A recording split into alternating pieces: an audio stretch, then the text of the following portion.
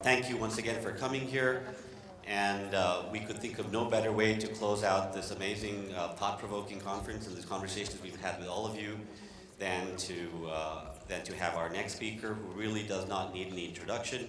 If you're not familiar with him, I would recommend you look up his Wikipedia page, and it goes on for quite a while. So I will not go into a lengthy introduction. Ladies and gentlemen, Alan Kay.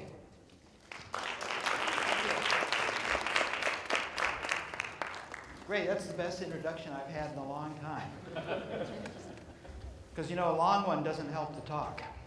So, lots of people are really engaged now in trying to get computing to children. That's great, because I got that itch and urge for a lifetime from the first time I met Seymour Papert and Cynthia Solomon in 1968. And when I was in grad school, I had been a professional programmer before that. I knew when I saw what Seymour was doing, what he was doing, except I'd never thought of it before, that this way of using a computer, these properties of how certain kinds of mathematics and certain kinds of ideas can be lifted by computing and also brought to much, much earlier minds, much, much younger minds. Those things blew my mind. And since Cynthia is sitting here, she'll remember that car ride that we had that first day, because Seymour and I were talking around like mad. He was driving. He was a terrible driver. Imagine what he was like piloting a plane. And I was sitting in the back seat, and Seymour was talking excitedly to me, driving the car, and Cynthia was trying to get him to look at the road. So that was the first encounter. What's going on right now is great on the engagement side of things, and it is also having this kind of spread out effect that happens when things get popular and people get enthusiastic. And so there are attempts to find fits in various ways. And one of the ways of measuring things, particularly in our society, is getting things done by next week or next month or next year or so. And so a lot of things have been going on that are essentially looking at local conditions and trying to do something that, if you look at some of the standards in science that are just now getting looked at in states, some of those standards have been there for 20 years, and some of those standards have been wrong for 20 years. So once something gets in there, it's like chance erosion digs a little ravine, and pretty soon you've got a Grand Canyon that is not easy to move. And so I thought for this talk, instead of complaining like I usually do about this, might be interesting to look at it from a different point of view, which is a long-range view. As we are in the 20th century, 21st now. Yeah, that's right. And we, as I said here, children born this year will be 83 at the end of this century, and this is probably the most interesting century from the standpoint of human beings being able to affect the conditions around them, both positively and negatively. And so I thought, wow, that's not a bad way of trying to motivate education in slow-moving systems like education systems that might as well be about things that are important, not just about jobs, but about other kinds of things. And so that's what this talk is about. And we have the perennial problems of gazillions of things to learn. We don't know what they should be from year to year. And we have this idea of ways of helping people learn. These questions come up over and over again, and they go at least back to the time of Socrates, if not long before. And we have questions of why. So I'd like to first look at what we should learn. And basic idea here is, in an hour talk, I can't possibly do justice to this. So I'm not going to try. I'm going to try and use what I think you already know and understand to just bring these things to the front of our thinking again. And one of these things, actually, I forgot to say one thing there, and that is powerful ideas, when we get fluent in them, are like adding new brain tissue that nature didn't give us. It's worthwhile thinking about what it means to get fluent in something like calculus and to realize that a normal person fluent in calculus can outthink Archimedes. Right? If you're fluent. If you have to scrabble around at it, if you're fluent at reading, you can cover more ground than anybody in antiquity could in an oral culture. If you're not fluent in reading, you're still in an oral culture. So part of the idea is there are powerful ideas and there are these fluencies. Fluency doesn't mean you're a pro, it doesn't mean you're making money at it, but it means you're above a threshold where the mechanics of doing it are not in your way, and you're able to use this as, I call these brainlets. Every time we learn something powerful, it's a brainlet. And one of my favorite stories, which we know partly because Einstein wrote about it in his later years, was that he was sick with the measles at 5 years old. And to keep the kid amused, his father gave him a compass. And of course, compasses are fascinating because they do somehow point in the same direction no matter what you do to them, and people have used them for thousands of years for navigating. But Einstein said this was the first of a few really profound moments in his life. Because what he said was something behind things, something deeply hidden. So he didn't get hooked on what you could do with the compass.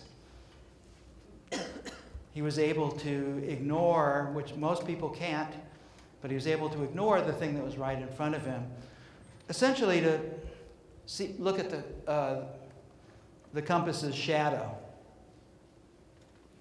And so when we think about what we're trying to do with computing, we want to think about what part of learning should be about using the compass, and what a part should be about the shadow. Part of it is there is a shadow. The shadow of the compass is a lot of things. Pretty much our modern world is in the shadow of this compass, because it was the compass that was first used to show that electric currents generated magnetic fields that could swing the compass, and if you swung a compass, a big compass, in the right way, you could generate electricity. So that gave us motors and generators, and the rest of the 19th century and then the 20th century proceeded from there. So this is the theory of relativity came out of the compass, because the special theory of relativity was about dealing with Maxwell's equations, which were about precisely what the interactions of the electric and magnetic fields are about. So often in something that is really fun and really interesting and really engaging, there's something that is completely missed. So a good question for people who are dealing with computing is, what if what's important about computing is deeply hidden? And I can tell you, as far as, this is fun, Vishal is here. Vishal runs an enormous company, as you all know. He's got at least 100,000 programmers, right? Yeah. So most of the computing that is done in most of industry completely misses most of what's interesting about computing. So they are basically at a first level of exposure to it, and they're trying to optimize that. Think about that, because that was okay 50 years ago, because businesses weren't that interested in computing, and so they didn't have a huge influence on universities. Now they do. Now a lot of university courses are about vocational training for business. Now what you learn in an AP course in high school just happens to be taken from what most universities think a first year in computing should be. That's influenced by business. We've got this trickle-down effect of stuff that is actually not good for anybody who's really trying to learn computing. It is good for jobs. So a thing to think about is if we're saying K through 12 and not just 10, 11, 12, we need a completely different set of ideas for starting with K, say up to the 8th grade or so. There's a chance of getting out of this potential well that computing has been trapped in commercially that is influencing everything. It is really tricky because now the children because they want to be like adults, they want to learn what adults are doing, whether adults are doing anything reasonable or not. So this is a very tricky thing to think about.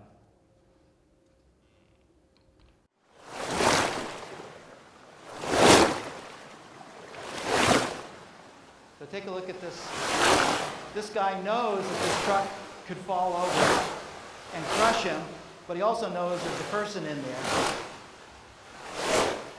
And he's being a hero.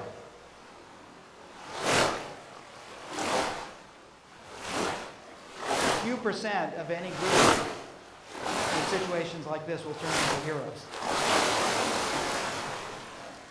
Few percent. Because look at all the rest of the people here. They could be in there helping him. But now he's got two people who are in there out. It's an old lady. Okay, so humans are able to respond when there's a disaster. In this recent awful Manchester bombing, the homeless people jumped in to help. People just do, because the way we're set up genetically is when things are vivid enough, when they're right in front of us, when they're life-threatening, and to people that we don't even know, we'll respond. It's a wonderful thing.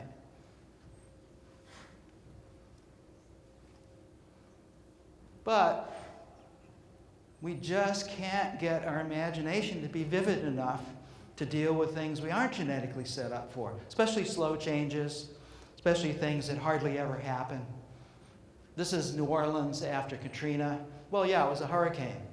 But guess what? New Orleans is, years and years ago, New Orleans was fitted with pumps to pump all this water out.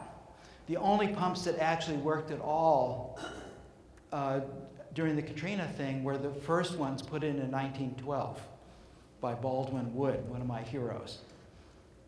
He was the guy who also he has the basic idea of the pumps that they used in Holland before they built the barrier there. All the newer pumps were never really tested in there, and they failed within a couple of hours. And so we got this. Absolutely could have been prevented like so many other things, but people sprang into helping people here after the disaster, but we have a hard time dealing with disasters before they happen. And it's not that we can't believe in things or have vivid imaginations. We've believed in things like angels for hundreds of thousands of years, and gods and demons. No problem. We dream about them. Witches. Get rid of them. The Bible says to. And why not cats as witches? This is an engraving from the Great Cat Massacre in Paris in the 17th century. If you're interested in weird human history, there's a book called The Great Cat Massacre, and it's about and there's another one called Extraordinary Popular Delusions and the Madness of Crowds, which I commend to you, of things that people have gotten interested in and foamed over and lynched. In this case, they killed more than 100,000 cats in Paris. And of course, they got a bunch of rats for their reward a little bit later. But it doesn't matter. There are certain kinds of things we can really imagine, and the problem is we can't imagine things like this. And I was on actually an imagination commission, this environmental research and education directorate at NSF actually doesn't, it's not like the computer science directorate. It doesn't have a staff. This is a directorate. It's called a matrix directorate or a phantom directorate. It's set up as an interdisciplinary group of members of other advisory boards. In this case, the lingua franca of this group was systems. So there were geologists, there were oceanographers. I was there because I was a biologist and also a computer scientist. And the job of this group is to write books for the president and maybe no more. But when I was there, we did write books for the president and for Congress. And this is one we wrote while we were there, trying to explain to the government just how delicate some systems that seem to be stable actually are, and just how careful you have to be. And we led with something that didn't have to do with the climate, because it was controversial then as it is now. We led with something that is absolutely known to be man-made, which is dead zones in the oceans. Okay, and if you know anything about this, you know there's a dead zone twice the size of Florida outside of New Orleans that is made from fertilizer runoff on the Mississippi River and the Chattahoochee Basin. That gives rise to algae. The algae eventually get rid of the oxygen, and you have this enormous dead zone in the ocean. Why hasn't it been fixed? It's still going on. The answer is the United States has no governing body for dealing with rivers. Every river in the United States is dealt with half out to the middle from one shore by whoever is on that shore, and out to the middle from the other shore, and by state to state. So if you look at the Mississippi River, it borders on a gazillion states, none of whom could ever get together just because things were getting poisoned by, and it was inconvenient for the farmers, and you know the story. So this is an interesting system story, that something that was completely understood of what the problem was, completely understood of how to fix it, was easy to fix it, couldn't get through the political morass because there wasn't a pre-existing authority. And so one of the ways we used to try and get Congress to pay attention to things was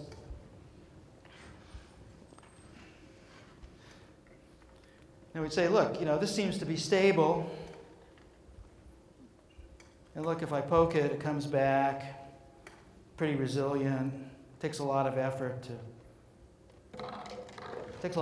poke it, so it's probably safe. But, you know, what if the system is like this?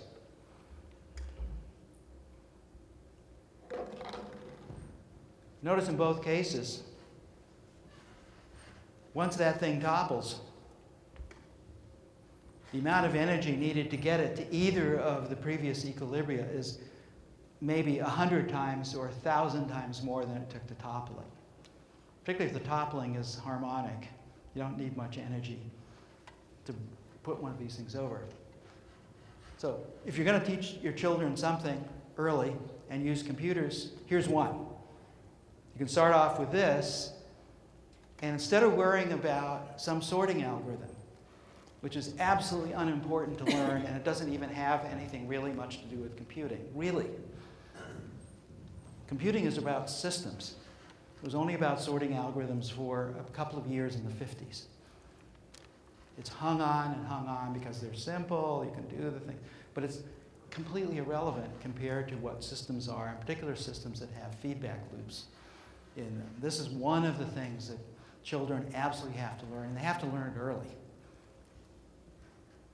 Because adults are put into a position much later on of being faced with something that goes against some belief that they already have. Well, you can, see, I'll hide my props here.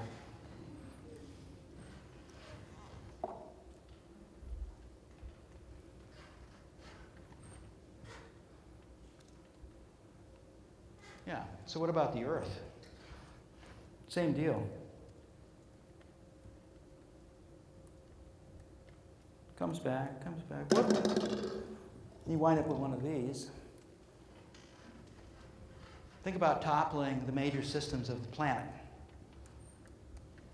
Most people have not the faintest idea of how much energy a single hurricane even has. It's vastly more than all the nuclear arsenal we have ever made or hope to make. So once you allow this to happen, you could be easily, and I'm not just giving scare talk here, you could actually be producing a 100,000-year event for things to recover. That event might not involve us at the end of it. Can't completely destroy the planet just by global warming and killing off stuff that's around, but you can make it awfully unpleasant for us. So, if we go back to this kid again, what is the problem? Well, the problem is the world that we live in, this artificial world we call a civilization, is really complicated already. When everything is going well, it's still complicated. It's so complicated and going so well that all the people worry about politically is work. That means things are really going well. Because you don't worry about work when you're starving. You worry about food. So these are just some of the things that are more important than work, but they're all part and parcel of the same thing. You know, if you grow up to be an adult, yeah, you have that to worry about, but every adult in the society should worry about the next generation, whether or not they're your kids or not. That's part of the deal. Having a rich life, not just one that copes and gets by. Being a citizen. I just throw in the United Nations Declaration of Human Rights because it's worthwhile reading if you haven't read it. It's nicer than ours. And it also has a much better theory about looking at what humans and human rights are. It's not a bad thing to retreat to when you're trying to figure out what you should be doing. And then if you take this stuff, which is kind of when things are going well, and you load on really 100 things.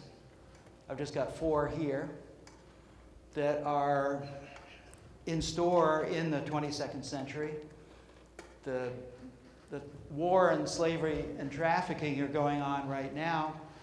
Drinkable water doesn't exist for 70% of the population. Almost all of the Earth's population does not have good water to drink.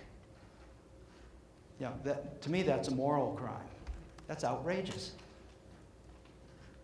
You have Trump worrying about whether we should be paying money to help Europe or not. But we've got some bigger problems in the future, and another one is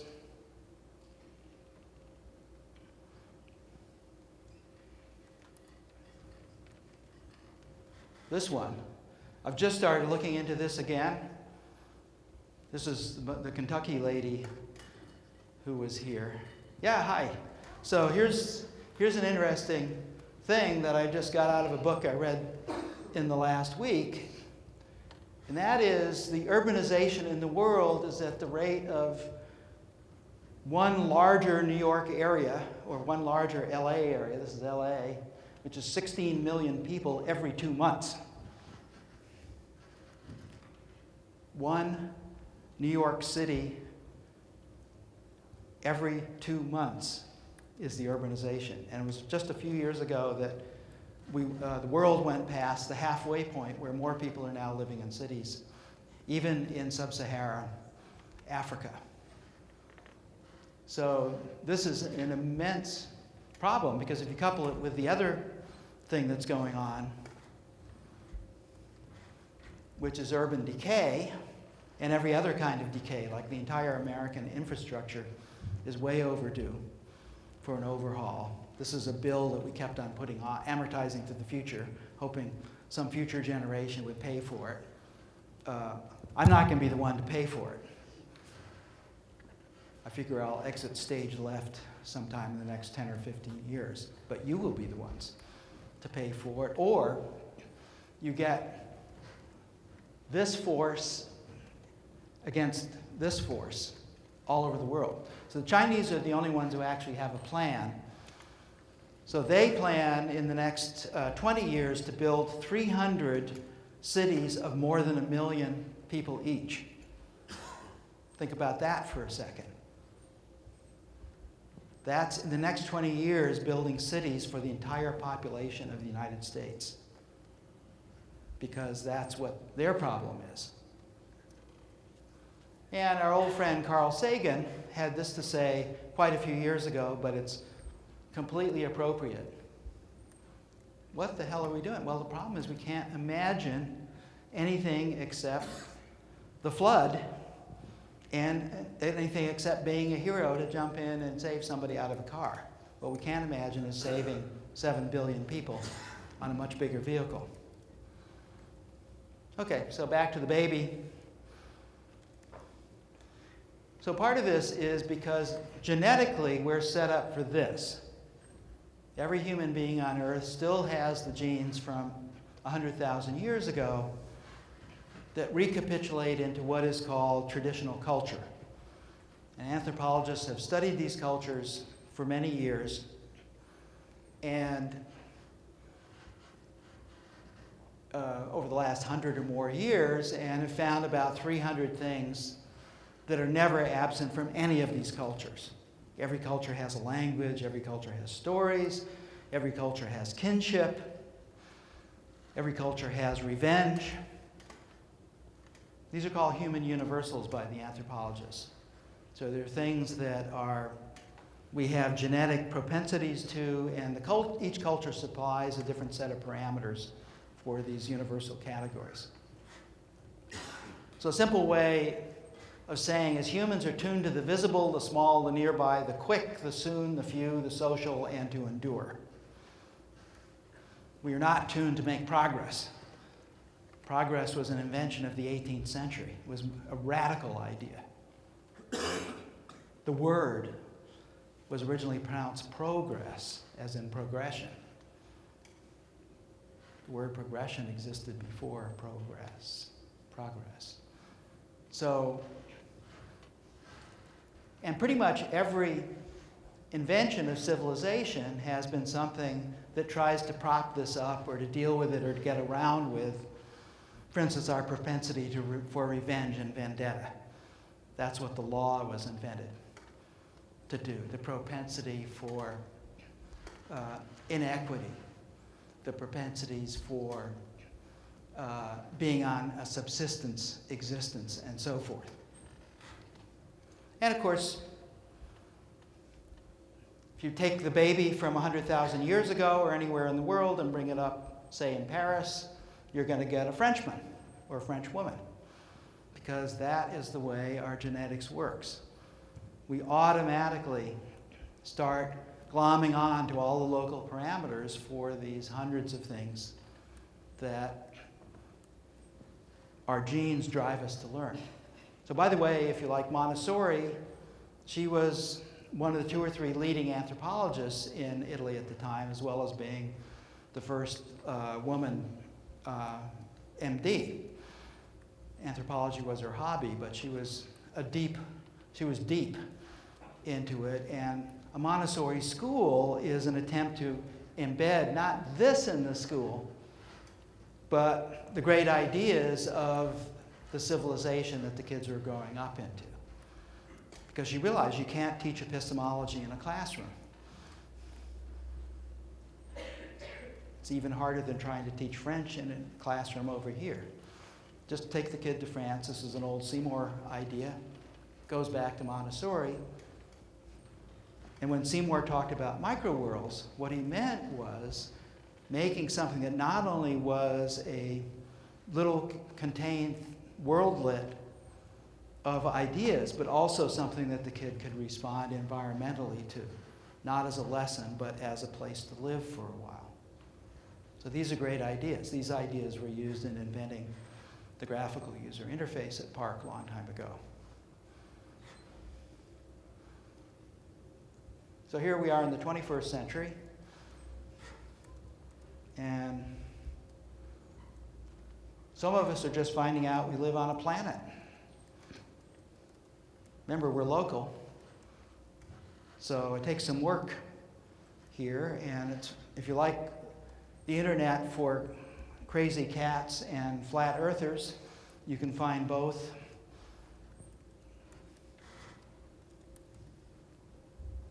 And in the 20th century, it started becoming, it wasn't until about 1920 or so that people realized that the universe was as big as it was. Up to then, it was thought that it wasn't any bigger than our galaxy. Part of it was they had a hard time seeing faraway blobs of light as actually other galaxies. They thought they were stars for a while. And most of us are just waking up to the idea that it's not just 100 people around us like we have right here. This is a typical human group. We should have a campfire here to really do it, because now I'm talking about something that's essentially literary here in the exact same means that some cave person addressed the tribe 100,000 years ago. Think of the incongruity of having conferences when what you should be doing is reading 5 times faster than somebody can think and learning 10 times more than you can get in an oral thing. And then translate that to school, of just how inefficient school is about getting, and not just inefficient, but in the wrong form. Yeah, so there's not only billions of people, but there are thousands of cultures and subcultures, and thanks to social media, every person is their own culture now, and they will fight vociferously for their own identity in the midst of something where they can't win. Right? You have to be a mass murderer to have any notoriety in 7 billion people all exposed. So this is McLuhan pointed this out a long time ago, by the way, that if we ever had a global village, he said, it would be a disaster because people would feel a complete loss of identity and they'd spend the rest of their lives trying to get it back, sometimes in violent form. And then we have this technological infrastructure. That's a self-portrait of the internet, but it stands in for every other kind of thing we have, including agriculture, which is a product of technology. Every kind of thing that we have. And, well, we just discovered us. Modern medicine really dates to World War II. That's my life. I was born in 1940. So when I was born, we didn't really have it. We didn't have antibiotics. Very little was known about how things actually worked. And again, in the last century or so, we've started to learn about the human mind, both cognitively and emotionally. So these are a lot of systems. So I like to think this is my other context besides the 22nd century. It's the 22nd century out there, and the context we're actually in is this systems concept, the ones we live in, the ones that we are. And I couldn't show it on the slide any other way but by putting up this kind of web work there. These systems are not unrelated. It's just that the words we use to talk about things are single little nuggets. They don't have a glow. So every time we say something, we're saying something that isn't true because we're saying a stovepipe. This is why it's frustrating to talk, because the way we deal with these things is not by using ordinary language. And it's simply we'll just use Einstein's phrase. They're all deeply hidden. The systems aspects of things are deeply hidden almost everywhere, and especially in K through 12. You can hardly find any hint of it at all.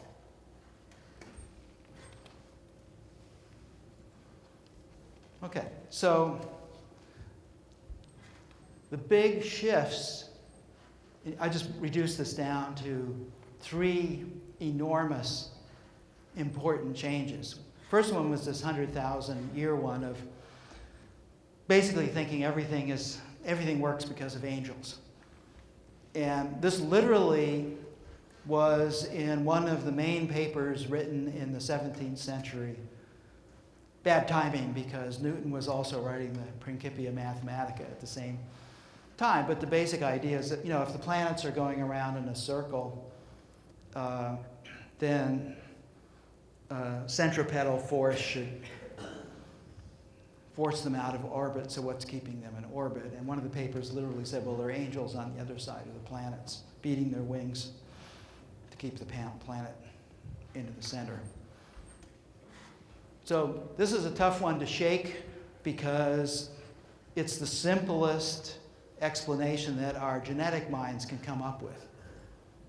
It's a form of animism. So in the 17th century, we got this, we can call it from miracles to mechanisms if you want, from angels to gears. And this was the scientific paradigm that things had causes and you could track down the causes if you were really careful, and you could make models of the causes, and those models would tell you about other causes. And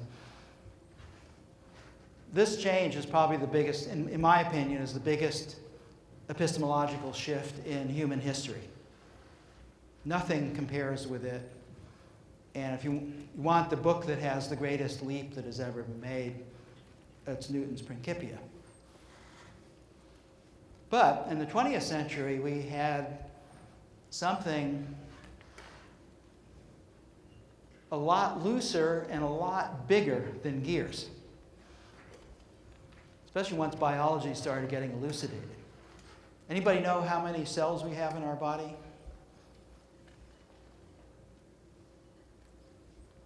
Like within a trillion. No? Okay, well, it's a good, you know, numbers are sometimes useful.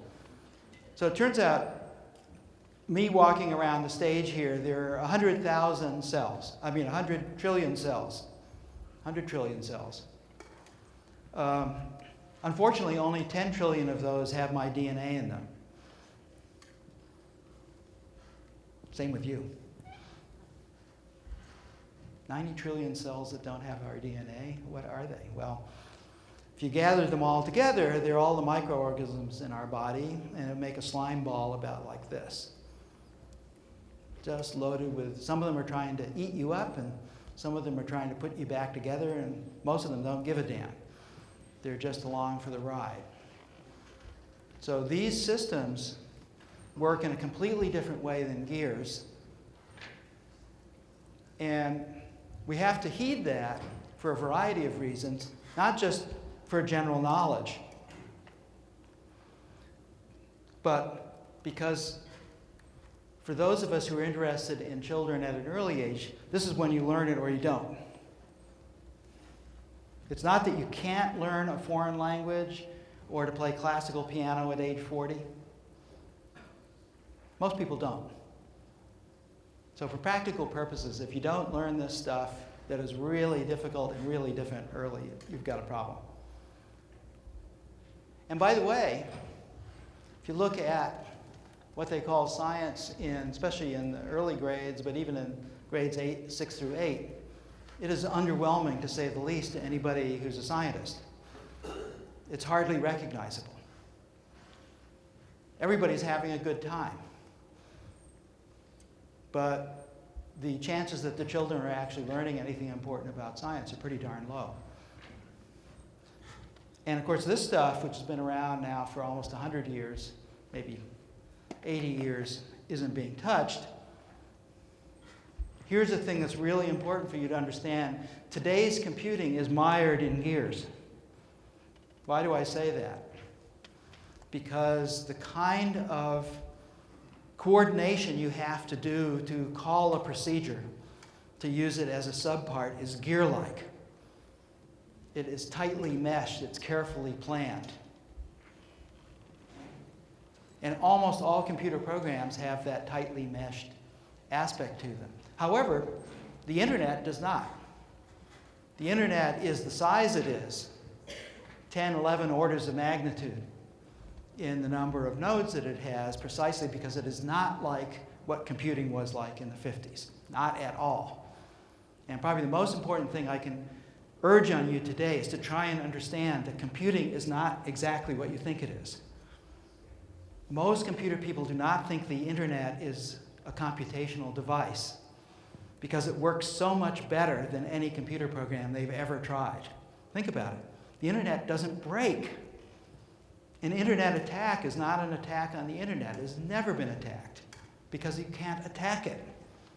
All it ever gets attacked is bad software inside the computers written by people who don't understand this. You have to understand this. So what happened when the internet got done and a few other things back in the 70s or so, now 40 some odd years ago, was a big paradigm shift in computing, and it hasn't spilled out yet. But if you're looking ahead to the 22nd century, this is what you have to understand. Otherwise, you're always going to be steering by looking in the rearview mirror. You'll never get to where it's going to go. Every curriculum will be doomed to being completely obsolete before it's ever put out there. Okay, so I'm not going to go through these things. I'm just pointing out that on big diagrams like this, which I urge you to make your own versions of, you can, once you put these things up there, they immediately lead to good questions about education. Because this is a lot of stuff.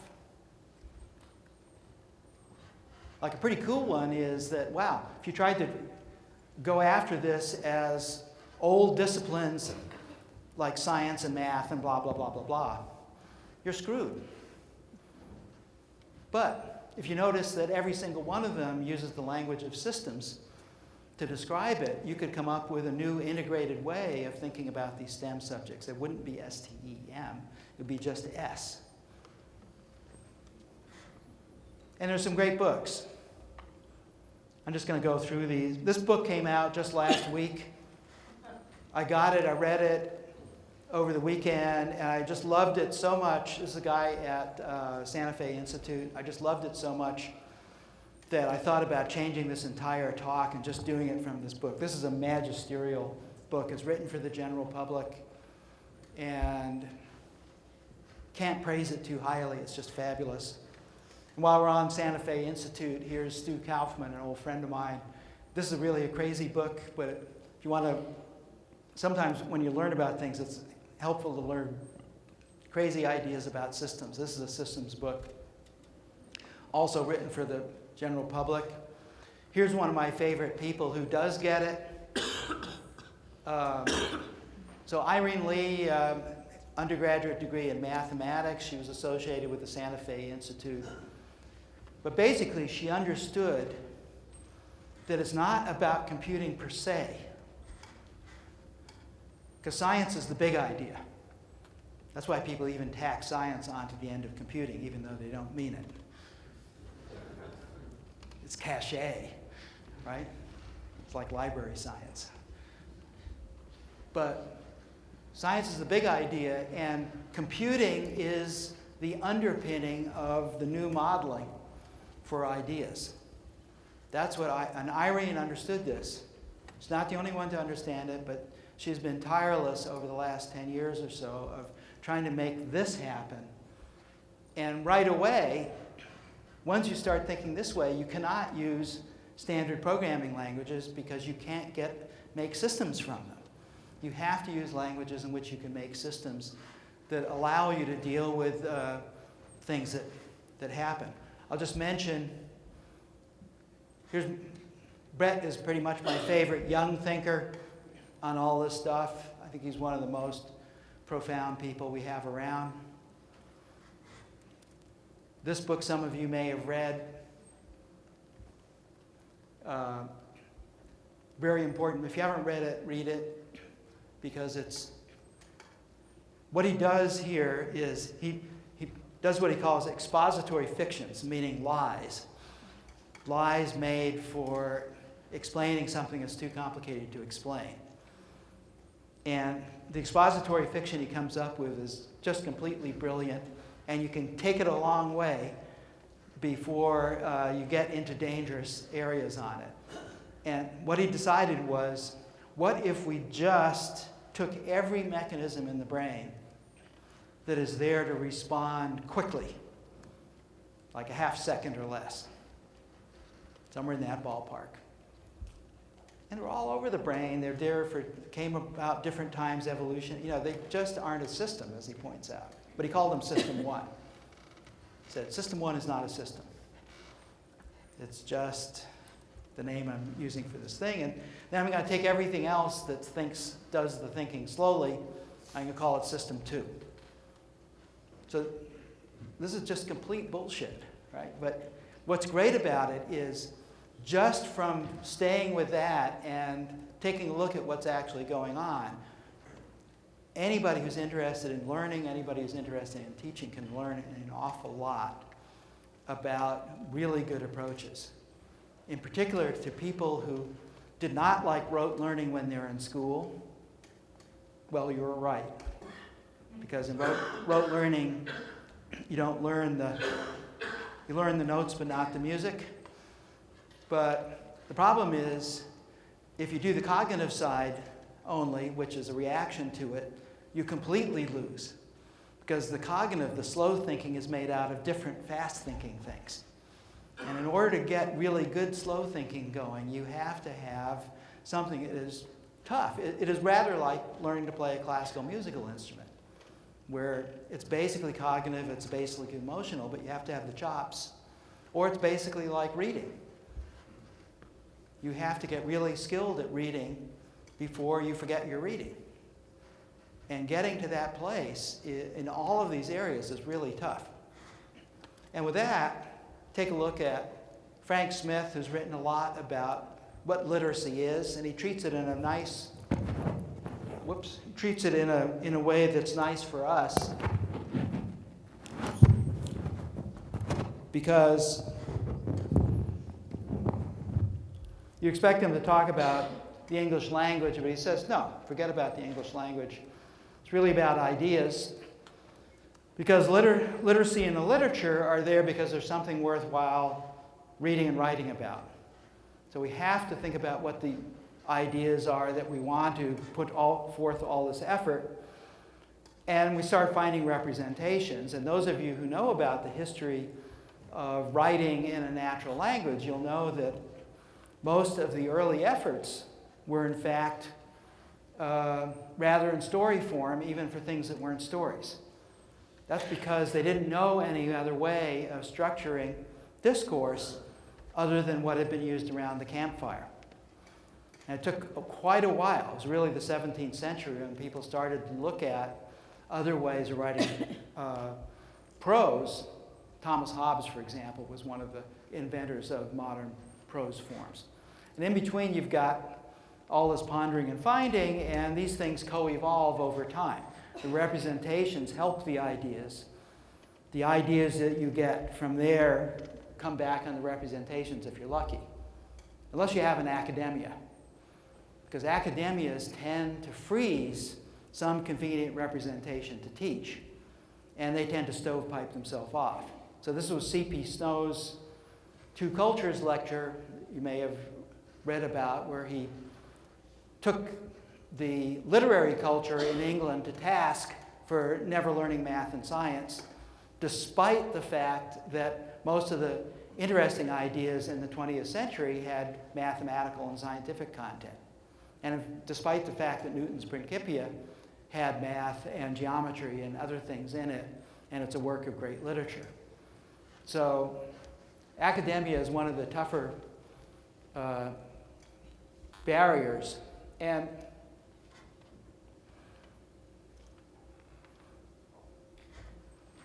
so I just said that. I'm getting older, so I have to put in these little, I hate bullets, but they're now more use to me than they are to you. Okay, so here's a gazillion things of a huge gazillions of things. These are just things I jotted down for ideas of interest now and going forward into the 22nd century. There are a lot of them. Notice there aren't too many that really seem to have too much to do directly with computers, but if you look at it carefully, computing underlies every single one of them, understanding them. So there's just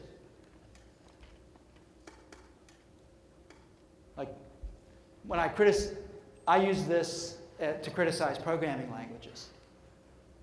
So one of the things I ask about a programming language, well, what kind of systems can I make in it if I'm a kid? Is it really set up for making things out of simultaneous modules and hooking them together? Well, most of them aren't. Most things are aggregates. Irene Lee uses star logo for doing that. Most languages can't handle any kind of aggregates except for simple arrays. Think about how ridiculous that is in the age of science. It's a complete disconnect with everything except what computer likes to use arrays for. Simulations. Here's one. How many programming languages that you're using with children have units? I can tell you, 0. You can't add 3 centimeters to 5 inches in any programming language and get a reasonable answer, because you can't say that a number has a dimension of inches or centimeters. One of the Mars missions was lost because of that. They programmed it in a language that didn't have this, like most programming languages. And the person who desired the program was thinking in terms of centimeters. The person who wrote the program was thinking in terms of inches. And so a $300 million rocket failed just because of that error, which the programming language could perfectly, if it was in there about reason and so forth. Okay, so there's 1 million of these.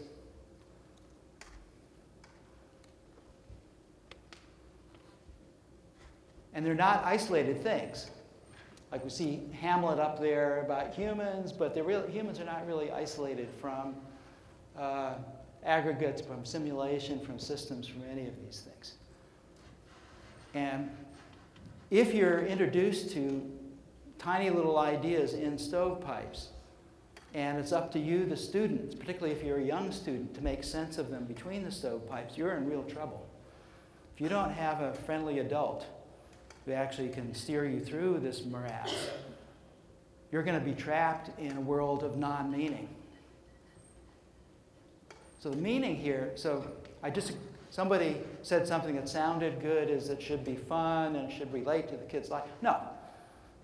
Yes, of course it should be fun, but where do you get the fun from? The important thing about modern education, it is precisely about teaching children not to be like they were 100,000 years ago. It is not about catering to what kids just want to do when they're messing around.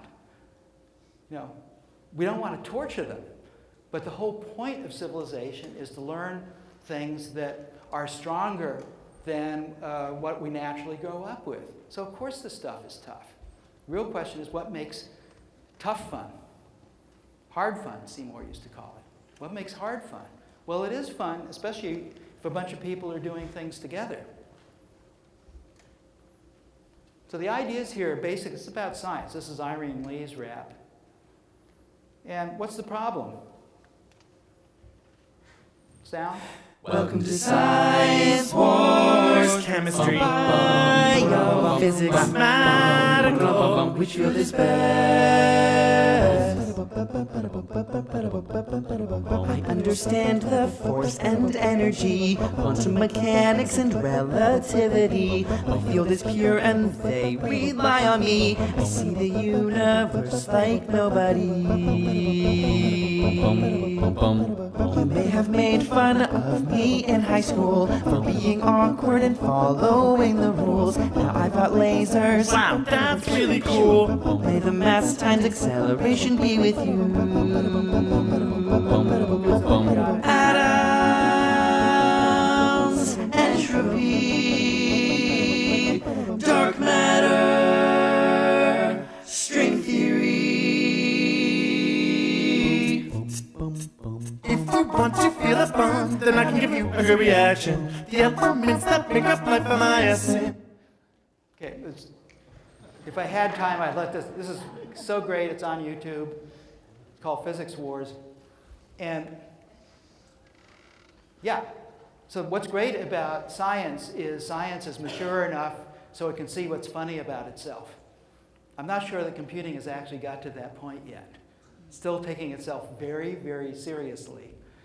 But in fact, this exists inside of computing, but much worse, it exists in the fortress of computing against other ideas.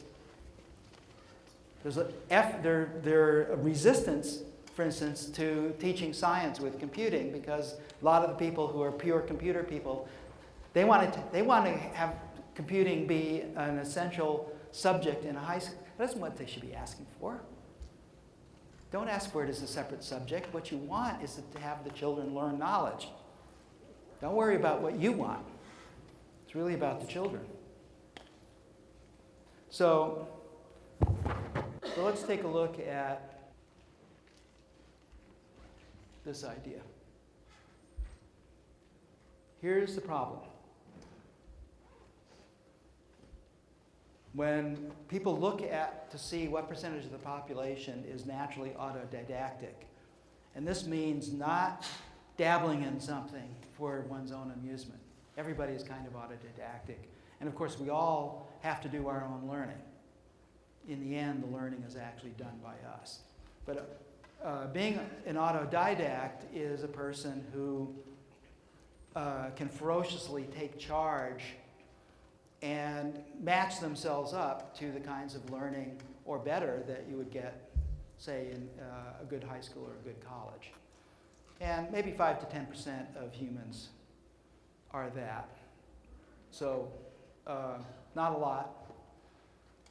And so if we're going to do something that is going to change education in some way, this is something we all agree with here, this is why you're here, is we have to deal with this genetic thing that humans have, is that we are set up to learn from other people. In fact, we're not only set up to learn from them, we're set up to learn a lot by not even talking about it.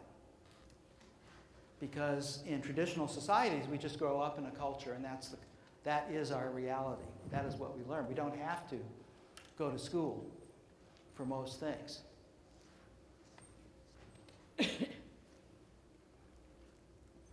So when this powerful ideas stuff started to happen, yeah, maybe back in Greece, don't want to pin everything on dead white guys, because a lot of stuff was happening in China right at exactly the same time, and many of them in the same directions. But it started with the symbol of Socrates.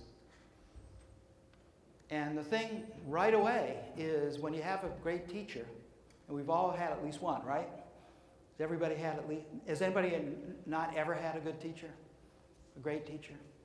Yeah. Usually one or two. You never forget them. They change your life. It's the greatest calling in the world to be a teacher. We just have to get the teachers to find a way of learning more, but also finding a way of leveraging knowledge in a different way. So,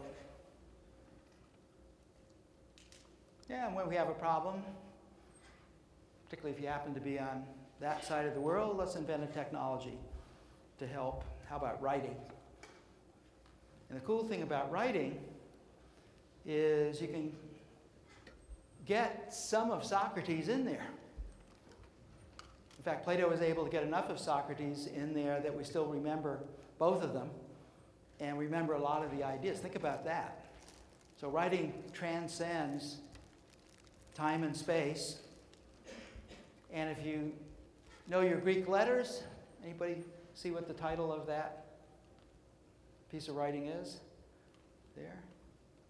So this is the Phaedrus, which is one of the most famous of the Platonic dialogues, because it's about just what I'm talking about.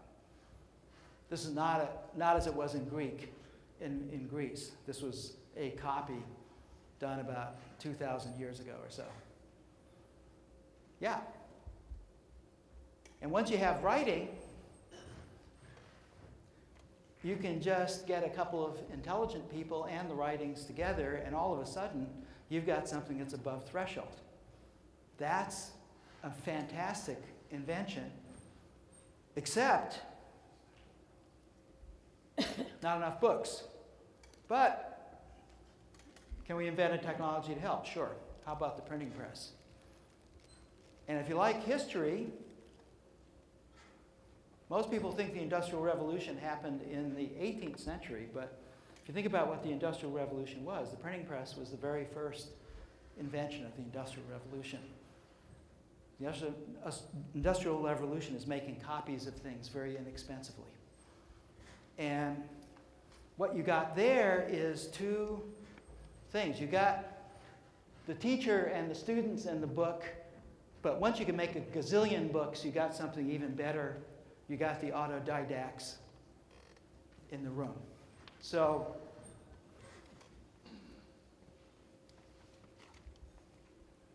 here's the dream of the last 60 years in computing. You may not even heard it because it hasn't been talked about so much, but it's coming back. When the computer first came about, people started realizing that besides all these wonderful things it had for representing knowledge and representing ideas and simulating, it should be able to simulate something more than a book can simulate of what a Socrates can do. Not everything, but something more. And so I'll just show you the last slide here, and then let's get past that. So what I'm urging here is, instead of trying to get to the future just by making improvements on what you're doing, the problem there is you're assuming that the present is okay. And so trying to take something, whereas if you go out to the future, you don't have to assume the present is okay. You can just worry about what it should be. And if you think about what it should be using some of these ideas, you can then see what should be going on. You can bring that back, and that can be your longer term project while you're working on what to do next week. Thank you. Thank you very much.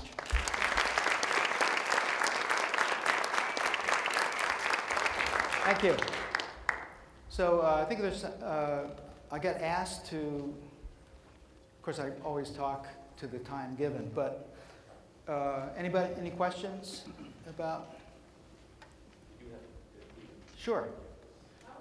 William? Actually, Sylvia, if you could wait for bring the mic over. We have about 15 minutes for Q&A, and Al's kindly agreed to stick around. If you could introduce yourself. Hi, I'm Sylvia Martinez. I was wondering if you thought that Wolfram Alpha was a big step in the kind of programming languages that you were saying don't exist? Yeah, so and this again, this is a great question, because the future of most commercial programming, let's say 20, 30 years from now, almost all of the stuff that kids are trying to learn to get jobs for is going to be done by languages like Wolfram Alpha.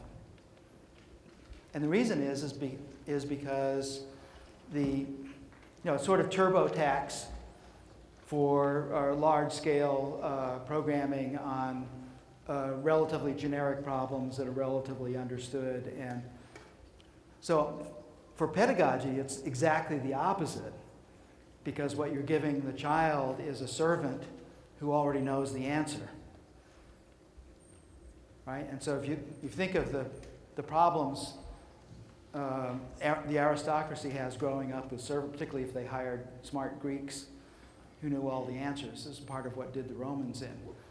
Is for a child, you don't want to give them a language in which you can ask a question and get an answer.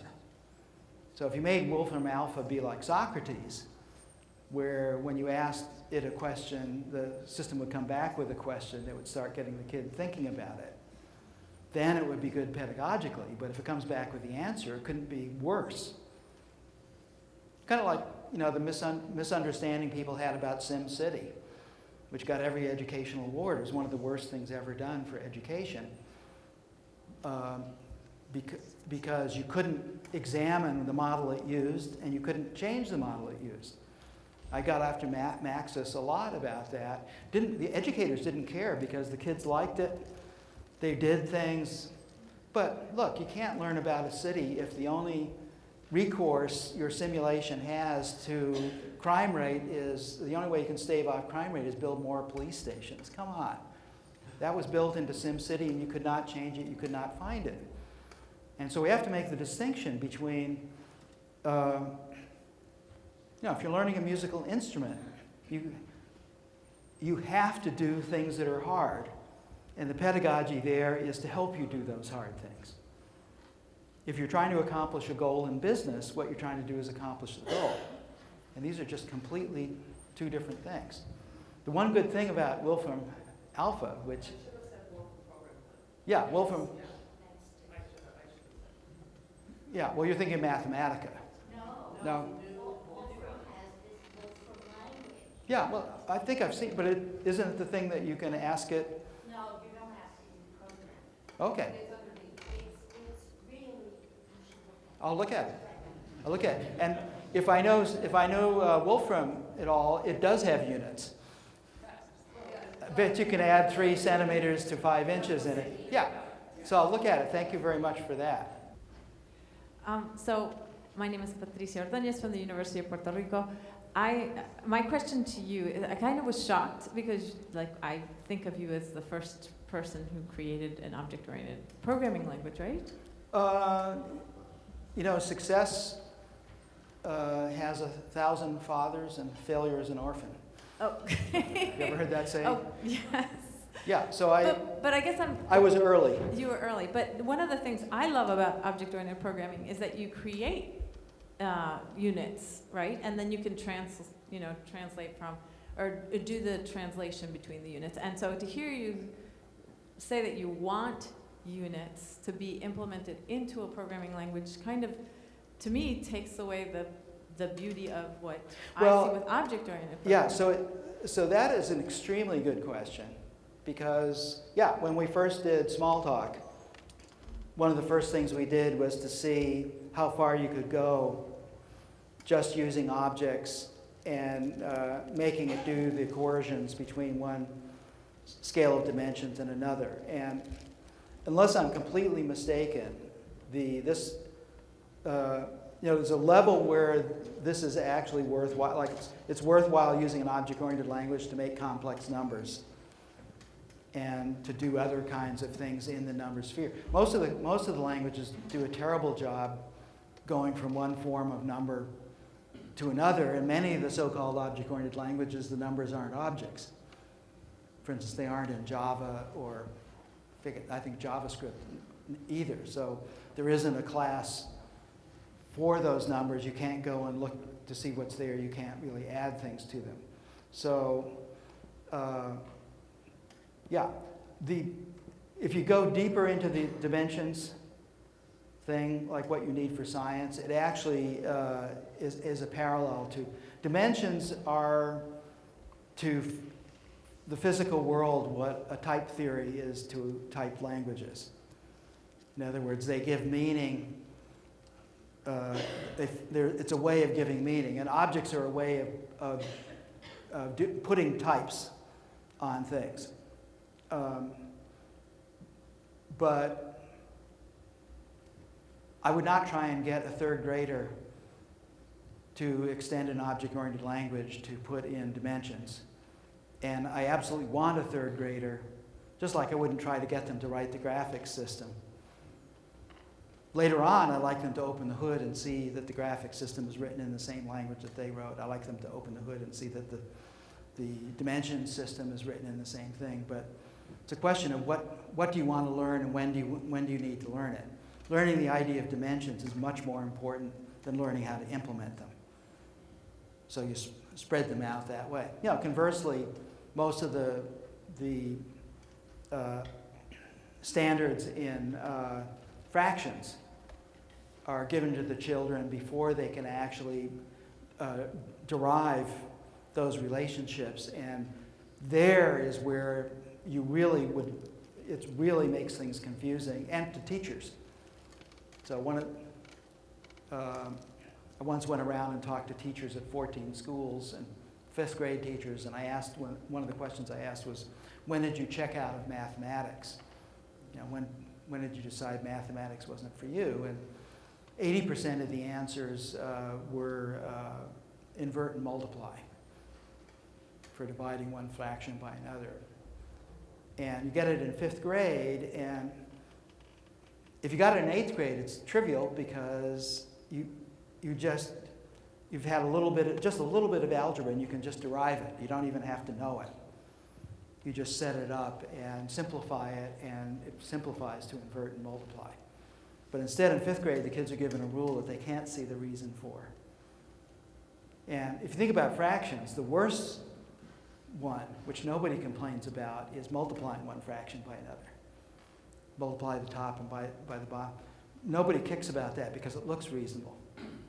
Turns out it isn't reasonable at all. It was one of the triumphs of Greek mathematics to figure out how to do that. Right? And so there you've got something where one thing is confusing and the other one is invisible. And both of those, I think, are bad discussions. And I think on every one of these points, that's why I advocate making a kind of panoply of projects before we get to curriculum and standards and those things, of just trying to find out what kinds of cognitive things done the best ways we know how can children at different ages actually absorb into their fluency. Because every time they get fluent at something, it means it opens it up to be actually used rather than forgotten later on. And right now, I see that as something that is almost a project by project, idea by idea basis in computing. I mean, I've been surprised many, many times by some of the things that children can do once we figured out a better, when they keep failing, it's either they're cognitively, it's just not there yet to do the thing. But on many occasions, in the 4th or 5th try, we thought of a completely different way of presenting the ideas, and those ideas happened to be in the cognitive abilities of the children. They just got them in the most exciting fashion. I think we've all had that experience. What I think is missing is, and Cynthia's advocated this also, is look, there are a whole bunch of really important things that were done by Cynthia and Seymour and Andy DeSessa in Boxer, Mitchell Wesnick before he started doing the Scratch stuff. My particular group has done stuff for over 40 years, so we have many compelling examples of really important ideas that children can learn really well early. Those are the things that are scattered. And before I would write down a single line in a standard or a single word in a framework, what I'd like to do is exhibit, like from K through 8th grade, here's 100 example projects of computing helping children learn powerful ideas. Right? That would be great, right? Just put it up on the wall, and then you can sit down and start thinking, oh, none of our programming languages are very good for this. But because I'm using different programming languages to get to. So right away, we've got an impetus for doing a new programming language. And by the way, if you look at the history, and many of you here are just getting started, but the history of this is that going back into the late 70s, early 80s, when ACM started getting interested in this stuff, they kept on picking one language after another just because the language was around. So first it was Pascal, and then it was C, and then C++, Java, JavaScript, Python. Never did any of these reformers sit down and say, we need a pedagogical language. Well, it takes 2 years to do. Yeah, tough beans. Spend the 2 years. Because there's a lot of things you can do while you're spending the 2 years. That is what really frosts me, is just this expediency of taking some random thing done for completely different, even Scratch. Scratch came out of the eToy stuff that we did at Disney, but Scratch was designed for explicit purpose of allowing children in 1 hour to do a multimedia project about themselves in the Intel-supported clubhouses. There are 100 Intel-supported clubhouses, and that was what Scratch was designed for. It doesn't even do all the things that eToys did. And so eToys is 20 years old. It's long obsolete compared to what we should be working on. So this is just a plea for that the ideas that were good in the past, most of them are still good. Most of the mechanism that was used in the past is long dead. Should be, if programming languages were only biodegradable, we do the world and they just never go away. So Other questions? Yes, sir. Hello, my name is Neil Salas Griffin. I run a nonprofit called Code Now. I'm also adjunct faculty at Northwestern University.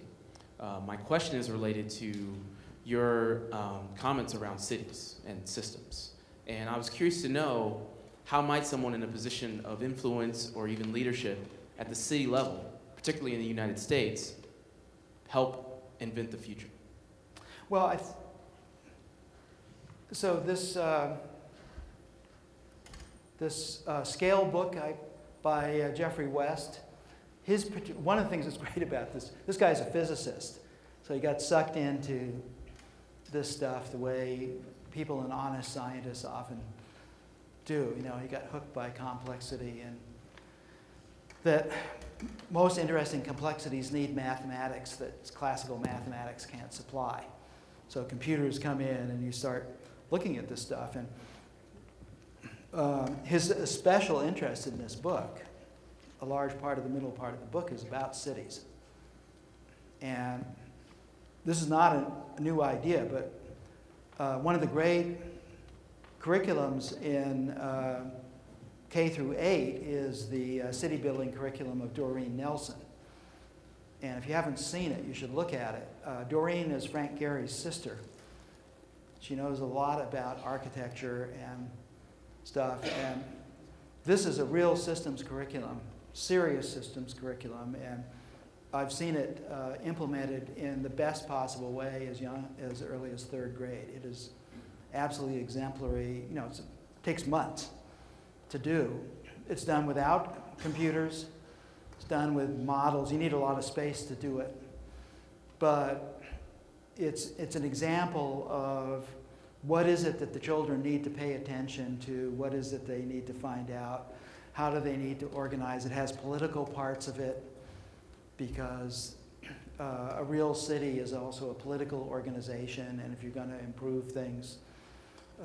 So this, I can't recommend this curriculum more in a higher way. And so if I were in the urban environment, and I went to high school in New York, if I were in the urban environment, I would use the urban environment as the starting place. David Macaulay wrote a great book called Underground. I don't know if you've seen that book. It's one of my favorite books. It's what if the street was transparent? What's actually down there? How's the city actually run? It's all underground. So there's a whole thing that could be built out of that. And today, the ability of the computer to simulate complicated things of all kinds is, you can do a lot of really interesting things about cities. I think the vehicle for allowing the children to do that kind of programming, I don't know of one. But since I didn't know about the Wolfram programming language, there could very well be something. I know Don Hopkins, who is one of the guys who did SimCity, has done an open source SimCity that does allow you to get to the various stuff. But yeah, so the simple pep talk is, it's really complicated, but the simple pep talk is science is all around us, like Einstein's Compass. And the trick to getting into it is you have to ignore all the distractions that come into your senses. Science is basically about getting around your senses and the quick perceptions that we're set up genetically to do. Because almost all of those perceptions are quite wrong, right? And so it's a bit like learning magic, learning how to get behind the scenes of the magic that's actually going on and finding out that it is, like Feynman said, the really best things, the more you learn about them, the better they are. They don't lose their mystery, they get more mysterious. And a lot of the best things in science, their mystery is part of their art. And we get into that mystery and that art by learning, understanding them more and more deeply and doing more and more things. So, yeah, so I think that would be, and that's what I certainly would advocate that to any mayor. Like if you talk to a mayor, or I talked to the superintendent of LA Unified last year, and I asked, what is your number one problem? And the person said 9th grade algebra. And I said, 9th grade algebra, if the kids were learning arithmetic, algebra would not be a problem. Because and part of the problem is, if you check, most kids don't really understand what the implication of the equal sign is, because they never really get it. And they never get a good picture of what a number is because they're taught numerals. Whereas thinking of a number is a process of all the ways to make it. So once you get that down in 4th and 5th grade, algebra is a snap. And so I said to the principal, well, look, if you just did early grades mathematics in a reasonable way, there are a lot of different ways to do it. I pointed them to some of the Papert stuff and didn't want to do it because the parents are not worried about their kids when they're in the early grades. They're worried about the kids who are not going to leave home after they leave high school. What the parents want is for the kids to get jobs and to get the heck out of the house. And so the whole political pressure in LA, anyway, is dealing with the high school problems. And for many of these things, it's way late. Because it is really hard learning mathematics unless you've gotten some of these skilled way of thinking about relationships. Mathematics is relationships of relationships. That's what John von Neumann put it. Yeah. So, I mean, it's frustrating because it's like the infrastructure. Where do you start? Every part of it needs to be reformed. I think you just treat it as an epidemic. And an epidemic, you spend a fair amount of your energy on triage and dealing with what's going on right now, and you have to put aside 20-25% of your existing funds to try and find a cure for the disease, right? Because what you don't want to do is to just take care of sick people for the rest of your life. You want, and we're in the century where you knock out the germ. So would the epidemic be education, or what? Well, the epidemic is, it's complicated because, see, I advocate that people should go to school, despite the fact that I hated many things about school when I was there. By and large, school, it's better. The problem is that I'm preaching to the choir here, if anything, but the biggest problem, what's the biggest problem in English class? Well, the biggest problem in English class is they spend too much time worrying about little tiny things you can test with multiple choice tests rather than what are the big ideas expressed in English. You can't test rhetoric and writing very well in a multiple choice test. California did a huge experiment in the 80s where they tried to go to a really good English and language arts curriculum. Any educator here should look it up. They put gazillions of bucks into it. And it was all about children writing essays and hiring people to be able to help read the essays and everything. It collapsed in part because the teachers didn't want to read the kids' essays. In the end, the testing won out just because it was more convenient. And I think, so when you get into the thing, you have to ask always when you're in the middle of a bureaucracy, what are their actual goals? What are the goals? And I'll just give you one. National Association of Educational Progress, everybody know that, NAEP. They do the reading tests and stuff. Well, just go on there. Don't even bother looking at the high school or grade school tests. Forget about K through 12. The most interesting thing they have there is they periodically test the graduates of four-year colleges and universities in the US on reading proficiency. That is what you want to look at. And just in case you don't want to chase that down, I can tell you that in 1993, the graduates of four-year colleges and universities in the U.S. were only, it was 42% proficient. And if you look at what proficiency means, it doesn't mean really a fluent reader. So that's an absolute scale used over 42%. 2003, it was down to 31%. 31% of the nation's college graduates are proficient in reading, and everybody else is worse. So what that means to me is, this is good because I can ding colleges now. I don't have to go after K through 12.